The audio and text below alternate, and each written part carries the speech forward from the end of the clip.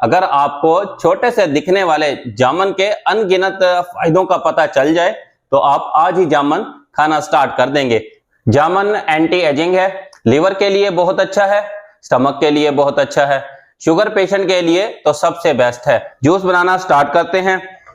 एक कढ़ाई लें या खुला बर्तन लें, 1 कप जामुन, 1/4 कप शुगर 50 ग्राम, 1 टेबलस्पून लेमन का जूस, 1/2 टीस्पून काली मिर्च पाउडर, 1/2 टीस्पून रोस्टेड जीरा पाउडर, 1 टेबलस्पून काला नमक।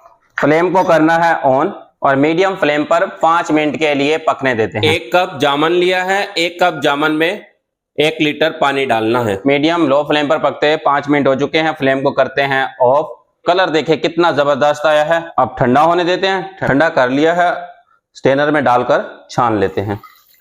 स्पैचुला लें, स्पैचुले के साथ मैश करें। जामुन का शरबत तैयार है, ये वेस्टेज है, इसको रिमूव कर देना है।